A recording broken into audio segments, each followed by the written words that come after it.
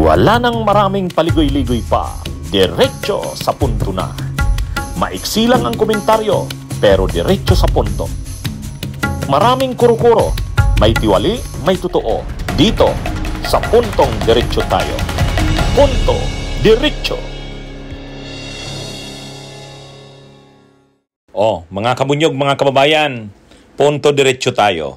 Puntohan natin itong inanunsyo ni Rubin. Sara Amy daw sa 2028. Siya daw ang campaign manager. Pero kinontra naman siya ni Panelo. Ang aga-aga pa, nag-anunsyo na si Rubin.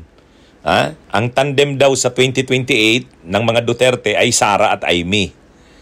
Nagpresenta siya ng sarili niya. Siya daw ang posibleng pwede daw siyang maging campaign manager. Huwag kayong matakot sa puro satsat. Matakot kayo sa mga taong aksyon. At yan ang mga Duterte. Tandaan ninyo. Sabi nila, paano magbabago ang Pilipinas? Tingnan nyo yung Davao. Kwento mismo ni Dr. Mata, sasabihin nila si Robin Padilla, di naman taga Davao yan. Ano alam niya? Ito, nagkwento siya kanina kung gaano kagulo ang Davao bago dumating si Digong.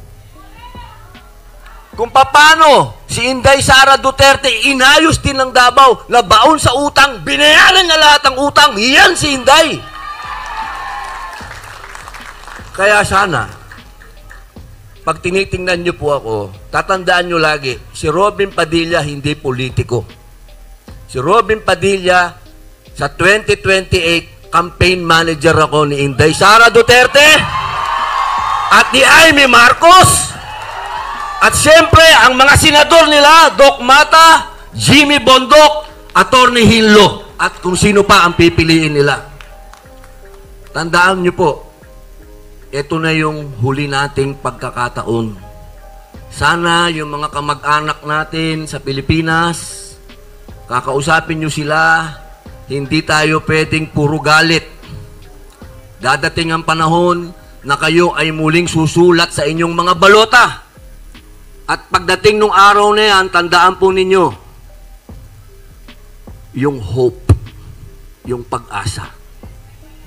Hindi pwedeng puro politika. Kaya kami galit na galit ni Senator Amy sa Senado kasi puro politika. Kailangan iisang tabi na natin yung politika at maniwala tayo dito sa Independence Day. Dahil tayo, nakakulong tayo sa politika.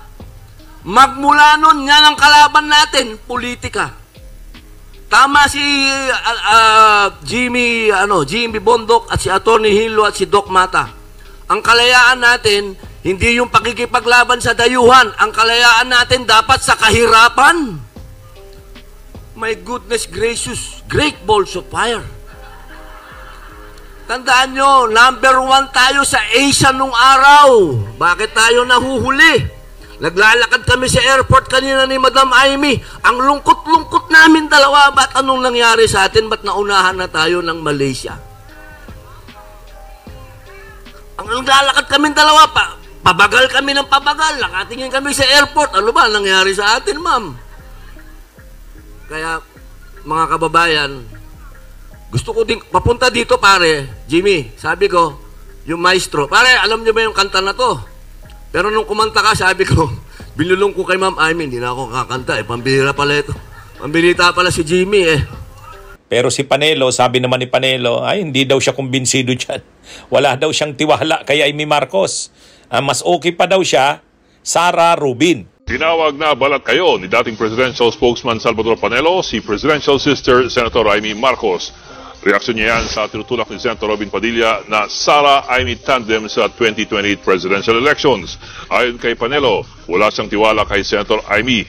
Matatandang kasama si Senator Amy sa alyansa ni Pangulong Bongbong Marcos. Pero tinanggal din siya matapos si endoso ni VP Sara Duterte nitong nakaraang midterm elections. Mas maganda siguro Sara Robin Padilla.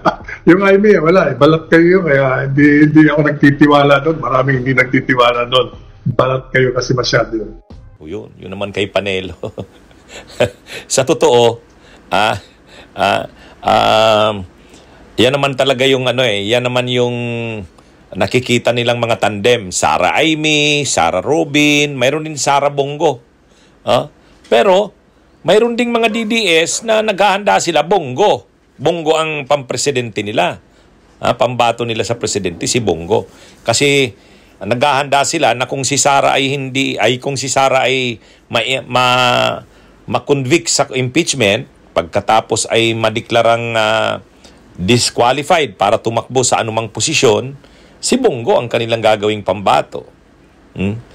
Yan yung ano. Pero ngayon, si Robin, kasama kasi si Robin ni Sara sa kani Aimee, magkasama yung tatlo doon sa Kuala Lumpur sa Malaysia. Ayun nga, nagiging mainit na issue yun eh.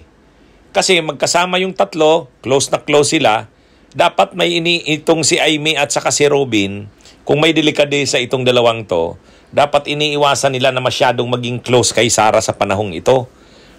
Dapat iniiwasan nilang mga sumama kay Sara. Bagamat magkakasama naman talaga sila, pero por delikadesa nga, kasi magkakaroon ng impeachment trial eh. At sila Robin Padilla at Aimee Marcos ay magiging mga impeachment court judges. Kaya dapat sana iniiwasan nilang makita na parang sila'y napaka-bias. Kaya lang yun nga eh, wala namang hiya-hiya ang mga senador natin. Wala namang delikadesa. At mas malala pa, ang aga-aga nagdeklara na si Robin, Sara Aimee daw at siya daw ang campaign manager. Ay magiging impeachment court sila, tapos binabandilan niya na yung Sara Aimee at siya yung campaign manager. Silang dalawa ni Aimee magiging huwes sa impeachment court, tapos lantaran niya ng sinasabi ang pagkasara niya. Ay talagang wala nang hiya itong mga senador ng ating bansa. Nakakahiya talaga. Okay po. Okay. So magandang araw po sa inyong lahat, mga kabunyog. Basta po tayo. Asahan po ninyo si Atty. Ricky Tumutorgo, si Atty. Enzo Recto. Tayo po. Kung anong totoo, yan ang sasabihin natin. Kung anong tama at para sa bayan, yan ang ating ipaglalaban. Kung ano ang mali at tiwali, yan ang ating lalabanan. Okay? Magandang araw po sa inyong lahat. Mabuhay po tayo, mga kabunyog, mga kababayan. Bunyog, bunyog, halikan na kasama ka. Bunyog, kapag buklod ay may pag-asa. Luzon, Visayas, Mindanao, isa ang pananaw.